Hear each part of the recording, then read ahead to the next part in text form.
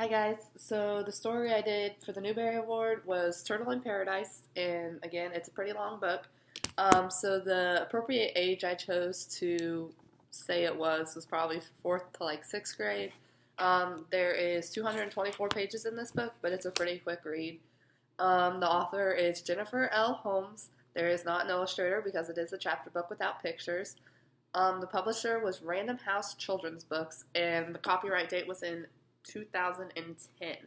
The genre was contemporary realistic fiction because it kind of talks about stuff that could pretty much happen today in real life or, could basically happen in reality. It's not all like wizards and stuff, like that's all made up.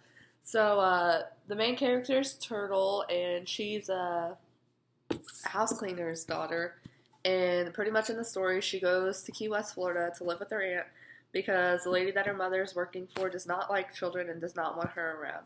So once she gets there, it's kind of meeting all of her cousins, like becoming part of the group. Um, so until she feels welcome. So then later on, she meets all these people. They all have funny names like Beans, Slowpoke. Like they have really weird nicknames. All of them throughout the story. Um, Towards the end of the book, she finds a treasure map in her grandmother's piano, and she takes it to her cousins, and they go on the trip to go try to find the treasure.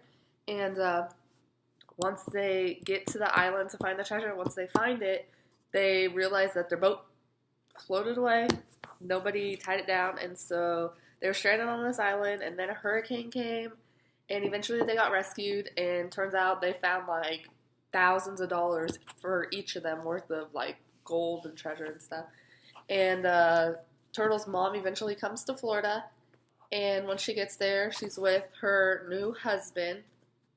But once he goes to get her money out of the bank and comes to pick him up to take him back, um, he leaves, goes to Cuba, and he kind of leaves them. And so I found that like the theme is like really important. That like her mom was all worried about like finding a guy and getting married, and she like really liked this guy.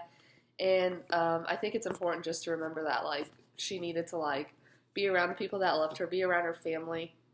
Um, so yeah, and a cool activity I thought would be for the kids to create their own treasure map, and then even answer the question like, if you found the buried treasure, what would you spend your money on? What would you buy it? So that's my reflection, guys. Thanks.